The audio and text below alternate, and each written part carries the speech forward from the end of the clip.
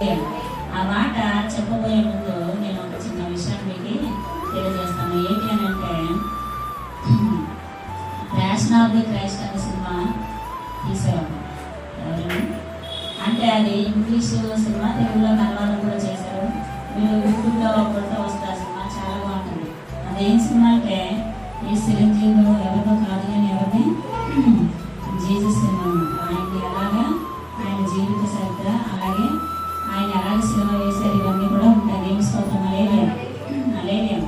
అయితే ఆ సినిమా తీయడానికి ఏర్పాటు చేయబడ్డ హీరో ఎవరంటే ఆయన పేరు జిమ్ కావజిల్ అంట. ఏం పేరండి?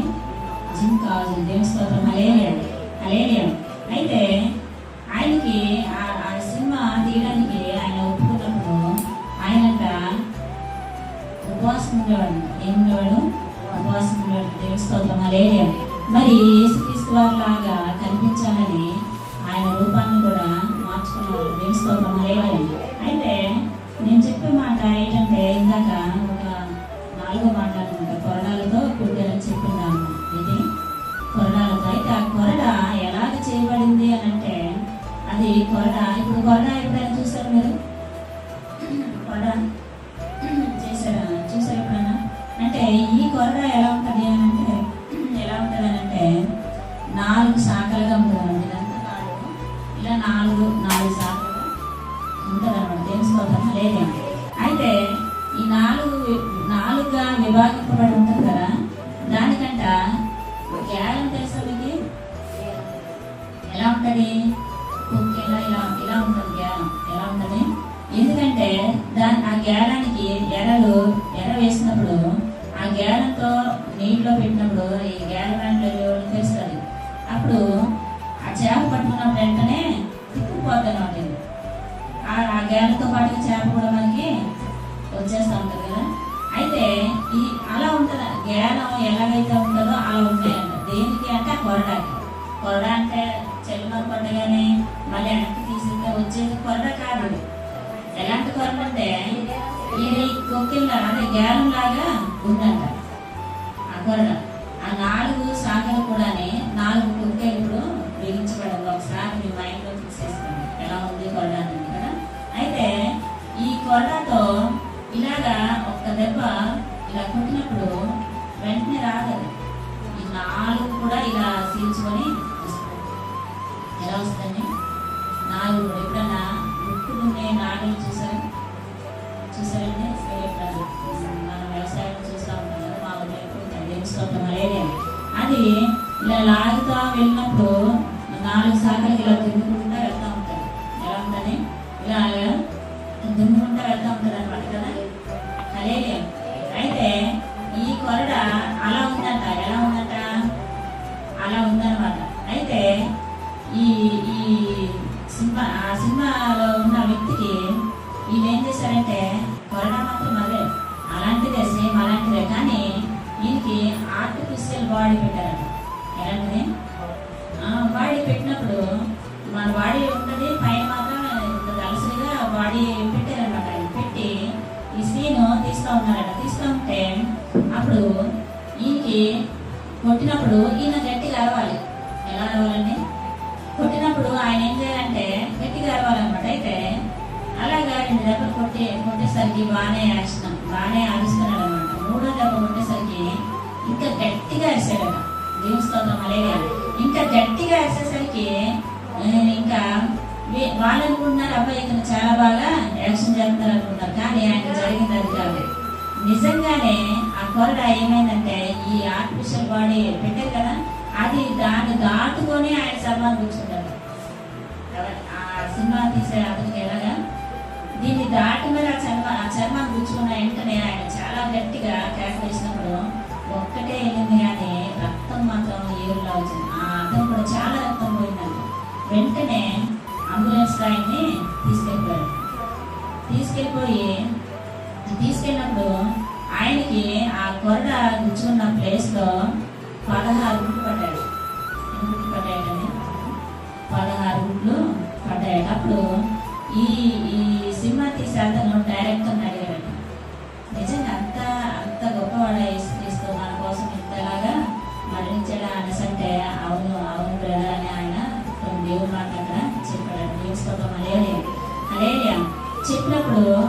అప్పుడు తీర్మానం తీసుకున్నాడట. ఏమని తెలుసా? ఆయన దేవుళ్ళలోకి వచ్చాడట. సినిమా తీశాడు. మామూలు సినిమా తీద్దామని వెళ్ళాడు అంతే. దేవుళ్ళలోకి వచ్చి నేను ఎన్ని కష్టాలు ఎన్ని వచ్చినా కూడా నేను నా సినిమా కంప్లీట్ చేయాలని అనుకున్నాడు. దేవుని స్తోత్రం. హల్లెలూయా. అయితే కంప్లీట్ చేయాలనుకున్నప్పుడు కొన్ని సందర్భాలు ఆయనకి జ్వరం కూడా వచ్చాడు. కానీ ఆ జ్వరంతోనైనా కూడా దేవుని గుర్తు చేసుకున్నాడు. ఒక్క దెబ్బకి నాకు ఇలాగ అయిపోయిందంటే ఆయన 39 కొరడా దెబ్బలు కొట్టాడు. ఏంటండి? అన్ని దెబ్బలు తిని తర్వాత మేకులు ఎలాంటి అండి? మేకులు అంటే చిన్న పిన్నిస్ కూర్చుంటేనే మనం ఎవరు ఆడిపోతాం. మేకు ఇలా పెట్టి అవి ఆవుంటాయి నా మేకులు.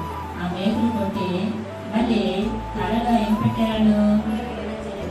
నీకు జీవ కిరీటం ఇవ్వడం కొరకు ఆయన తలలో ఏం పెట్టుచున్నాడు? ముళ్ళ కిరీటాన్ని పెట్టుచున్నాడు. అవంట బైబిల్ గ్రంథంలో ఉంటుంది అన్నమాట. బ్రహ్మదండి ముళ్ళ అంటారు. ఏం ముళ్ళండి? అది గుచ్చుకుంటాట. ఒక తేలు కలిస్తే మనకి ఎంత సలుపు వస్తుందో, ఏదైనా ఒక విషపురుగు కలిస్తే ఎంత సలుపు వస్తుందో అంత సలుపు వస్తుంది. దాంతో నల్లేదంట. ఏంటి దీన్ని ఈ కిరీటాన్ని ఎడగలేదండి. చాలా మంది క్రీస్తువారి బొమ్మని చాలా డెకరేషన్ గా చాలా వేస్తూ ఉంటారు. కానీ అది పరిస్థితుల్లో ఆయన కిరీటం పెట్టుకున్న సంగతి చాలా మందికి తెలియదు. దేవుని స్తోత్రం. హల్లెలూయా. మరి ఇన్ని కష్టాలు ఇన్ని శ్రమలు ఆయన అనుభవించారు. మనకు ఎవరైనా చిన్న మాట అంటే మనకి పౌరుషం వచ్చేస్తాం. చిన్న మాట అంటే కోపము నన్ను అలాగా అనాలా అనేసి. ఇందాక పూజ చెప్పింది ఆయన ఏ తప్పు చేయలేదు. ఏంటండి? ఏ తప్పు చేయలేదు. చేయకుండానే ఏం చేసినట్టు ఆయన శ్రమలు పొందారు. ఏ తప్పు చేయకుండానే శ్రమలు పొందారు. దేవుని స్తోత్రం. హల్లెలూయా. నిజంగా మరి ఇప్పుడు మన మన మన కుమారుడు ఉన్నాడు. వాడు తప్పు చేయలేదని నీకు తెలుసు. మన పిల్లలు ఉన్నారు. వాడు తప్పు చేయకపోయినా ఇంట్లో వచ్చి ఒక స్తంభానికో లేకపోతే ఒక చెట్టుకో కట్టేసి బాగా కొడతా ఉన్నారు. నువ్వైతే భరిస్తావా? చూస్తావా? చూడండి, నా కొడుకు ఏ తప్పు చేశాడని అక్కడ నిలదీస్తాం, అడుగుతాం. మన కుటుంబీకులందరినీ పిలుస్తాం ఇలా కొట్టేస్తున్నారనేసి కదా. కానీ ఆ తల్లి ఎంత నరకము అనుభవించి ఉంటుందో ఒకసారి జ్ఞాపకం చేసుకోండి. యేసుక్రీస్తు ఒక చోట అంటాడు. ఏమని అంటాడంటే, మీ అమ్మగారు వచ్చారు, యేసుక్రీస్తు వారు మీ అమ్మగారు వచ్చారు అనేసి అంటే, ఎవరు నాకు తల్లి? నా మాట విని ఎవరైతే ఉంటారో వారే నాకు తల్లి తండ్రి అని అంటాడు దేవుడు. దేవుని స్తోత్రం. హల్లెలూయా. అయితే అక్కడ ప్రేమ లేనంట కదా. కానీ ఆయన ప్రేమని ఎక్కడ వ్యక్తపరిచారంటే శివరక్షణంలో వ్యక్తపరిచారు. దేవుని స్తోత్రం. హల్లెలూయా. అక్కడ యోహానుకి ఆ బాధ్యతని అప్పగించాడు. యోహాన్ అంట అక్కడ చదివినప్పుడు కింద ఉంటుంది. అక్కడ ఏమని ఉంటుంది అనంటే తన ఇంటికి తీసుకుని వెళ్ళాడట యోహాన్. దేవుని స్తోత్రం. హల్లెలూయా. అంటే ఆ తల్లికి ఎంత సెక్యూరిటీ ఇచ్చారో కదా. ఎప్పుడైనా కూడా కుటుంబంలో ఒక కుమారుడు పుట్టాడు అంటే తల్లిదండ్రులు ఆశించేది అదే. ఏంటండి? కుటుంబంలో ఒక కుమారుడు పుట్టాడంటే తల్లిదండ్రులు ఏమని ఆశిస్తారు? నా కొడుకు నన్ను చూసుకోవాలి, నన్ను బాగా చూసుకోవాలని కదా ఆలోచిస్తాం. దేవుని స్తోత్రం. హల్లెలూయా.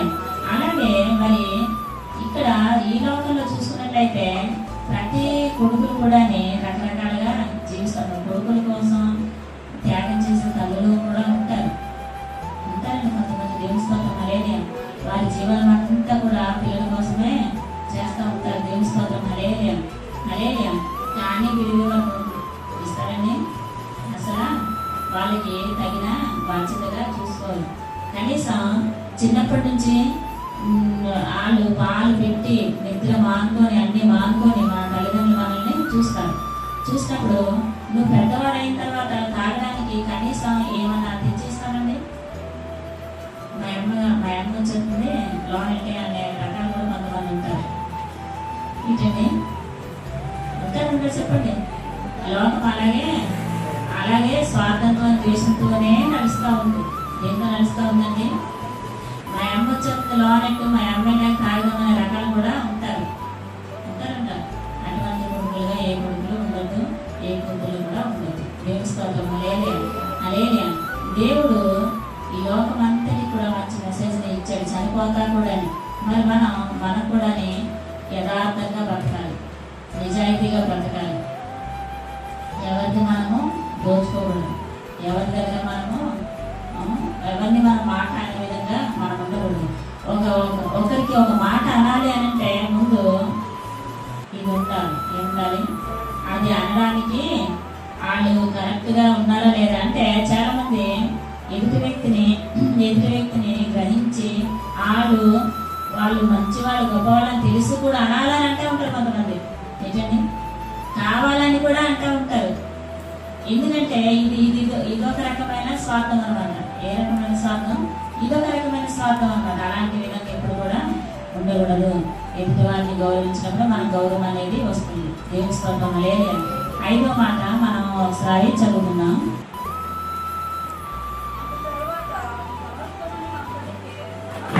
యోహాను సువార్త 19వ అధ్యాయం 28వ వచనం.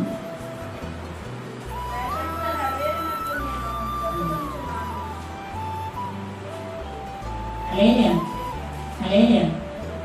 యోహాను సువార్త 19:28 తీసురా.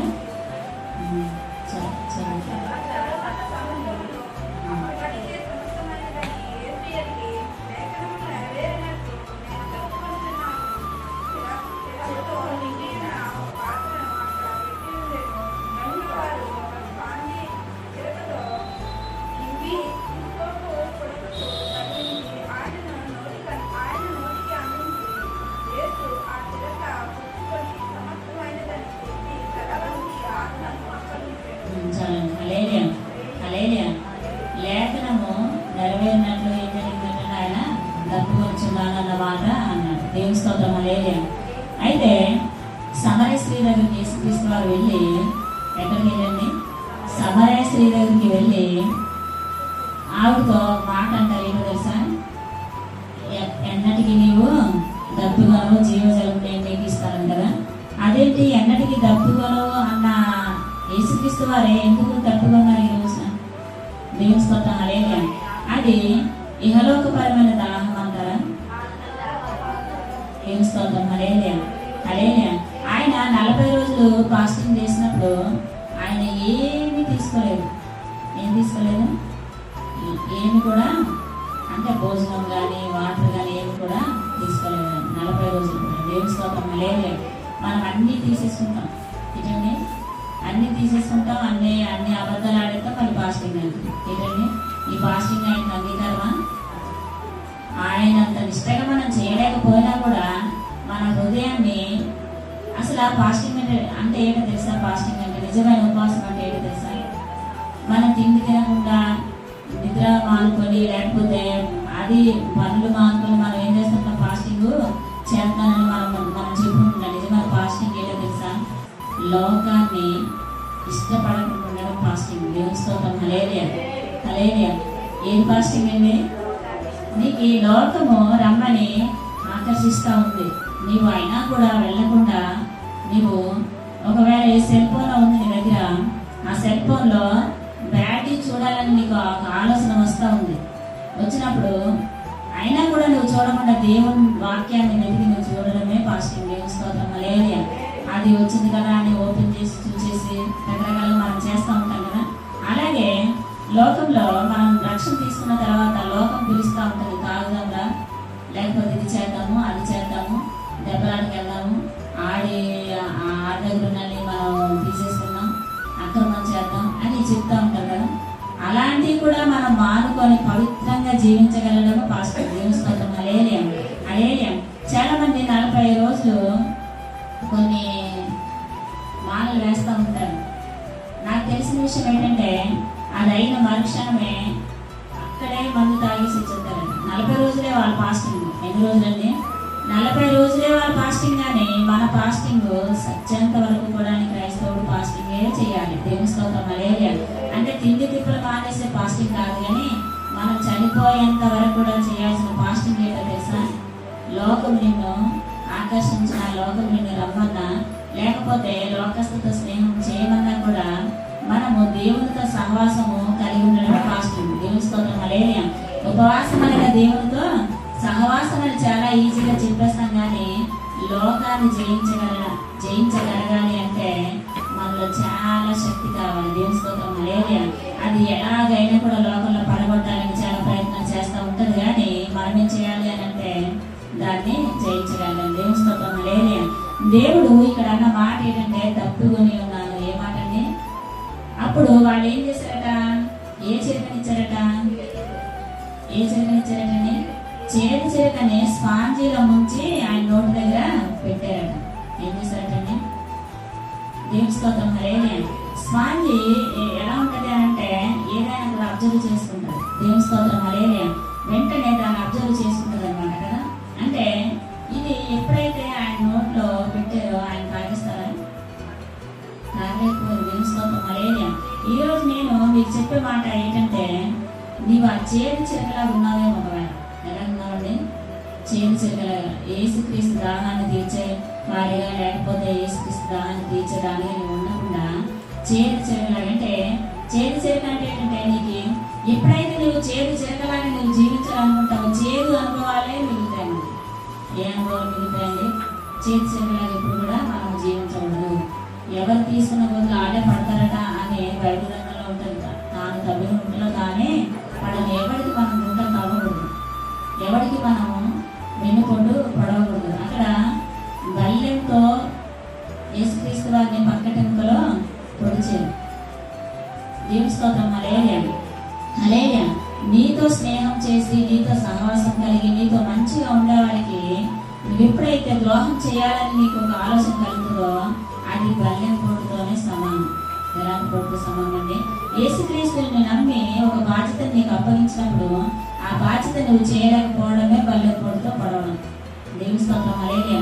దాన్నే వెన్నుపోటు అంటారు. ఏంటంటారండి?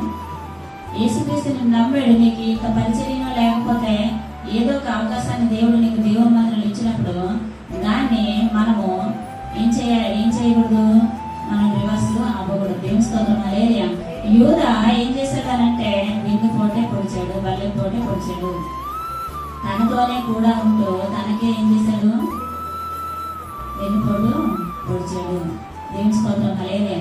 తనతోనే కూడా ఉంటూ తనని ఏం చేశాడంటే దొంగలకి అప్పగించాడు. ఈ రోజున నాకు ఒకసారి దేవుడు, ప్రభువా నీకున్న సంఘం 12 మంది కదా, అందులో ఒక వ్యక్తి యోధా మరి ఆ విధంగా అయిపోయాడు. నీకు ఆయన తెలీదా?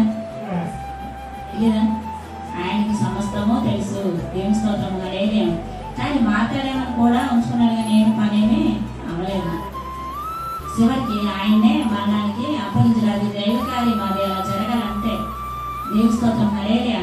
అప్పుడు దేవుడు నాకు అన్న మాట ఏ మాట అన్నాడో తెలుసా? నా సంఘంలో ఒక్కడే యూదా, కానీ ఈ ఇప్పుడున్న పరిస్థితుల్లో అందరు యూదాల, పేతురు, యోహాను లాంటి వాళ్ళు కొంతమంది ఉంటారు సంఘాల్లో. దేవుని స్తోత్రం హల్లెలూయా. హల్లెలూయా.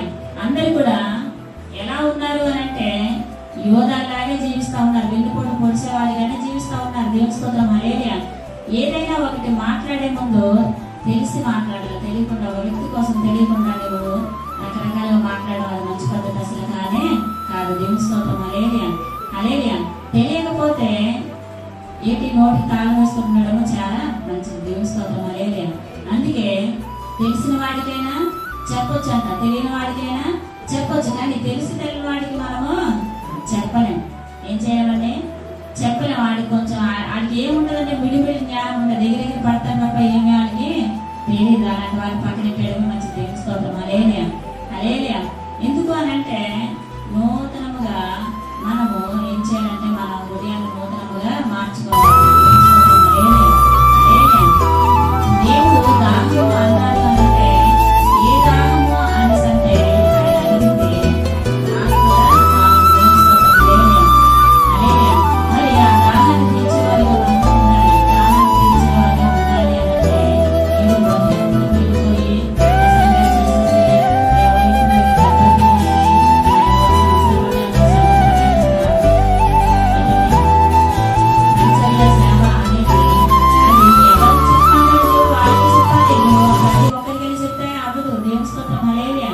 దేవుడు నీకేం బయటపరచాడు అది నువ్వు చేయాలి. దేవుని స్తోత్రం హల్లెలూయా. నిజంగా దేవుడు చెప్పమన్న ఇంటికి నువ్వు వెళ్ళి గనక దేవుని మాటలు చెప్తే ఖచ్చితంగా వాడు దేవుళ్ళకి వస్తాడు. దేవుని స్తోత్రం హల్లెలూయా. హల్లెలూయా. వారి బాధలో కష్టాలు దేవుడు ఖచ్చితంగా ఖచ్చితంగా విడిపిస్తాడు. నువ్వు చెప్పమనకుండా వెళ్ళావు అనుకోండి, అక్కడ ఏదైనా జరిగితే అప్పుడు ఏమంటారు? దేవుని స్తోత్రం లేదే. అందుకే ఆయన ఆత్మల దాహాన్ని మనం ఏం చేయాలి? తీర్చేవారిగా మనము ఉండాలి. ఉండాలి, ఆత్మల దాహాన్ని తీర్చేవారిగా మనము ఉండాలి. మొట్టమొదటిగా ఆయన దాహాన్ని ఎవరినో మార్చి తీర్చాలని అనుకోకండి. ముందు మీరు మారండి. ఎవరండి? మీరు మారితే ఒక దాహం తీరినట్టు అయింది. సంఘంలోకి వస్తూ అన్ని దేవుని కార్యాలు, అద్భుతాలు, ఆశ్చర్యక్రియలు చూస్తూ కూడా ఇంకా లోకానుసారంగా నువ్వు జీవిస్తూ ఉంటే మొదటిగా నువ్వు మారు. అప్పుడు ఆయన ఒక దాహము. ఎప్పుడైనా కూడా చాలా మంది ఎలా ఉంటారంటే తన కంట్లో ఉన్న దూరాన్ని అలా ఉంచేసుకుని ఎదుటోడు నలిసి ఎలా కనపడుతుందని బైబిల్ గ్రంథంలో రాయబడింది. ఎప్పుడు కూడా నా తప్పు కాదు, ఎదుటోడే తప్పు. ఏంటండి? ఒక ఇద్దరు మధ్యన ఒక డిస్కషన్ జరిగిందంటే అక్కడ ఇద్దరు తప్పు ఖచ్చితంగా ఉంటుంది. దేవుని స్తోత్రం లేరియా. నీవు ఏదో చేసే ఉంటావు, అందుకే అక్కడ సిచ్యువేషన్ జరిగింది. దేవుని స్తోత్రం లేరియా. అందుకనే ఇద్దరు వ్యక్తులు ఒక డిస్కషన్ పడ్డారు అని అంటే ఎవరైనా కూడా భార్య భర్తలు ఇద్దరు గొడవ పడ్డారనుకోండి, భార్య వచ్చి మనకు చెప్తా ఉంటారు ఏమనంటే ఈవిడ అన్నానే చెప్పదు, అలా ఆయన గారు అన్నానే చెప్తుంది. ఏంటి ఈవిడ తప్పు ఏం చేస్తుంది? దాచేసుకుంటుంది. ఎవరి తప్పులు బయటపడుతుంది? తన భర్త చేసినయే చెప్పినయే చెప్తుంది. కానీ భర్త కూడా ఏం చేస్తుంది తెలుసా?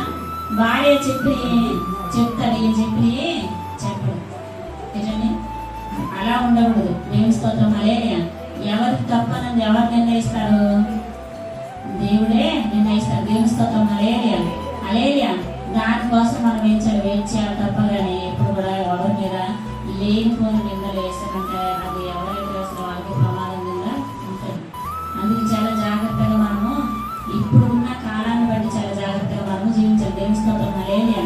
ఆయనకి చేదు చెరువులు ఇచ్చేవారు మనము ఉండకూడదు. నీ జీవితము చేదుగా ఉండకూడదు. చేదుగా అంటే ఏంటంటే ఇప్పుడు కూడా దేవుడు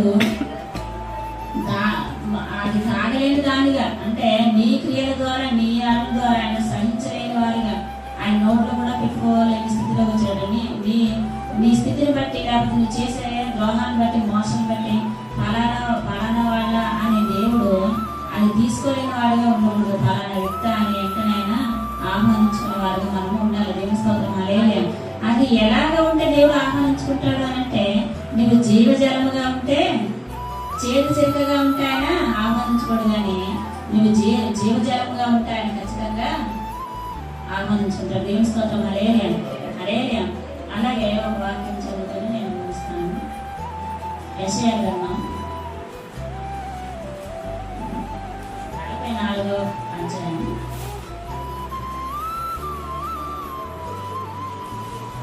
3వ వచనం.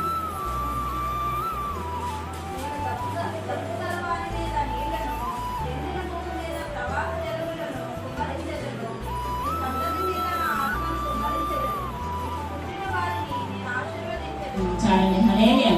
హల్లెలూయా. మరి నేను దప్పిగలవాని మీద నీళ్లను, ఎండిన భూమి మీద ప్రవాహ జలమును కుమ్మరించదును. నీ సంతతి మీద నా ఆత్మను కుమ్మరించదును. నీకు పుట్టిన వారిని నేను ఆశీర్వదించను. దేవుని స్తోత్రం హల్లెలూయా. హల్లెలూయా. నీళ్లు అనగానే అర్థం ఏంటంటే ఆత్మ. ఏంటండి? నీళ్లు అనగానే అర్థం ఏంటి? ఆత్మ. దేవుని స్తోత్రం హల్లెలూయా. హల్లెలూయా. ఆ జలము అంటే ఏంటంటే ఆత్మనట. ఆత్మనట ఇప్పుడు మనందరి కుటుంబాల మీద కూడా ఆయన కుమ్మరిస్తాడట. దేవుని స్తోత్రం హల్లెలూయా. హల్లెలూయా. ఎండిన భూమి మీద ప్రవాహ జలములను కుమ్మరించలను. నీ సంతతి మీద నా ఆత్మను కుమ్మరించను. దేవుని స్తోత్రం హల్లెలూయా. నీ సంతతి మీద ఆయన ఆత్మని కుమ్మరిస్తాడట. దేవుని స్తోత్రం హల్లెలూయా. ఎప్పుడు కుమ్మరిస్తాడు అని అంటే నీకు జీవజలంగా మారినప్పుడే కుమ్మరిస్తాడు. అంతేగాని చేదు చెరువుగా ఉండి నువ్వు చేదు జీవితాలు, చేదు అనుభవాలు కలిగి ఉండి, లేకపోతే బయట స్నేహాలు కలిగి ఉండి నా ఆత్మ నాకు ఇచ్చే, నీ ఆత్మ నాకు ఇచ్చే ప్రభావ అభిషేకించేట రాదు. ఎలా జీవించాలి? మనం కూడా ఆత్మను తీసుకునే వారిగా జీవించాలి. దేవుని స్తోత్రం హల్లెలూయా. నీకు పుట్టిన వారిని నేను ఆశీర్వదించాను. దేవుని స్తోత్రం హల్లెలూయా. మీ కుటుంబంలో మీ పిల్లల్ని ఆశీర్వదిస్తారట, వారి మీద ఆత్మను కుమ్మరిస్తారట. దేవుని స్తోత్రం హల్లెలూయా. వాళ్ళని ఎలా పెంచాలి అని అంటే లోకానుసారంగా కాదు. అలాగే పిల్లలు కూడా తల్లిదండ్రుల మాట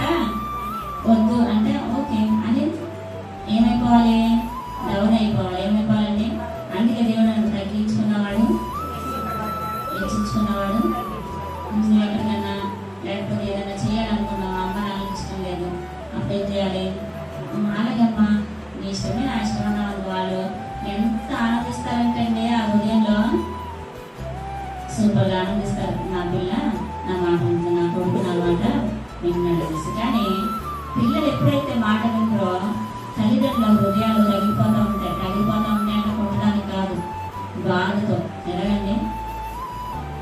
కొంతమంది చాలా తొందరగా ఎందుకు చెప్తుందో తెలుసండి, పిల్లలు లేకపోతే వారికి ఉన్న బాధలు బట్టే తొందరగా చనిపోయి, పిల్లల మాట వినకపోతే తల్లిదండ్రులు చాలా బాధపడుతుంది. ఎందుకంటే వారి ఆస్తి, వారి సర్వస్వం ఎవరనుకుంటారు తల్లిదండ్రులు? పిల్లలు అనుకుంటారు. ఆ కొడుకు కావచ్చు, కూతురు కావచ్చు, చెప్పిన మాట వినకుండా తిరుగుతూ ఉందనుకుంటే అప్పుడు తల్లిదండ్రులు ఏమని తెలుసా, ఇలాంటి బ్రతికే కన్నా చనిపోవడం కష్టంగా ఉంటుంది. అలాగా చనిపోయిన తల్లిదండ్రులు నేను చాలా మందిని చూసాను. పిల్లల కోసమే వారి ప్రాణాలను పోగొట్టుకున్న తల్లిదండ్రులు నేను చాలా మందిని చూశాను. దేవుని స్తోత్రం హల్లెలూయా. అయినా కూడా మారలేదు అని అంటే అది దేవుని చిత్తమే. దేవునికి మనము అప్పగించాలి. దేవుని స్తోత్రం హల్లెలూయా. నిజంగా నేను ఒకసారి ఆలోచిస్తూ ఉంటాను, ఏమనంటే 33 సంవత్సరాలు అంటే ఎంత చిన్న వయసు అండి యేసుక్రీస్తు వారు కదా. మనం 50 సంవత్సరాలు 60 సంవత్సరాలు బ్రతికి కూడా తొందరగా చనిపోయారని మనం చాలా బాధపడుతూ ఉంటాం. మరి 33 సంవత్సరాలు అంటే ఎంత చిన్న వయసు అండి యేసుక్రీస్తు వారికి. ఆ తల్లి ఎంత బాధపడి ఉంటుంది. అది కూడా ఎలా చనిపోయారంటే అవమానాలు పొందుతా, దెబ్బలు తింటా.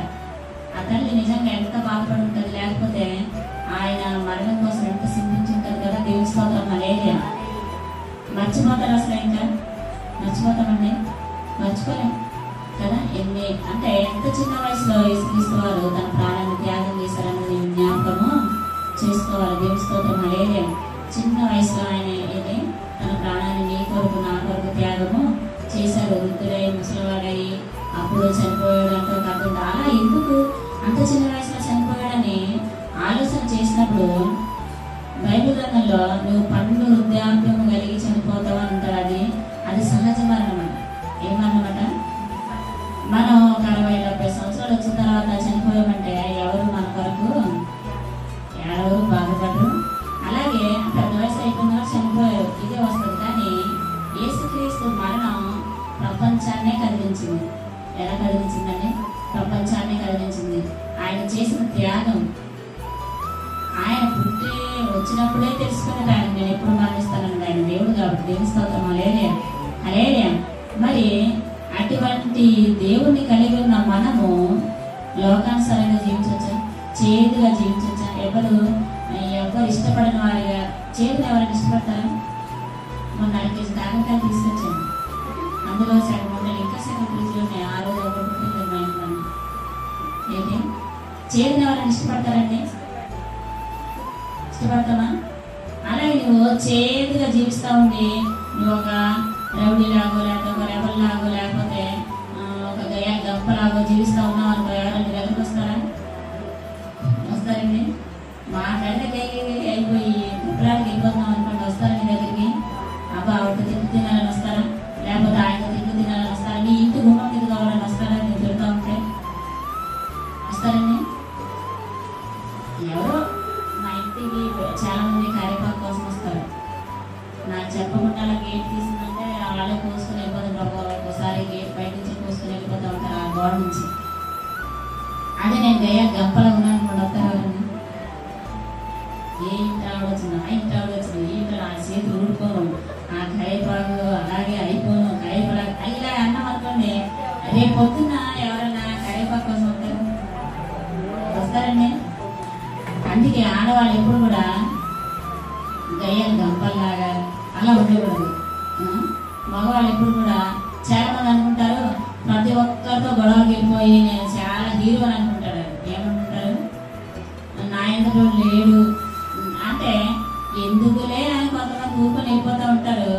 ఆడనుకుంటాడు నేను బెదిరించాను కాబట్టి ఈ సైలెంట్కి వెళ్ళారు, ఎలాంటి ఉంటే సైలెంట్ చేసేయాలని తెలుసా అని ఆడనుకుంటాడు కదా.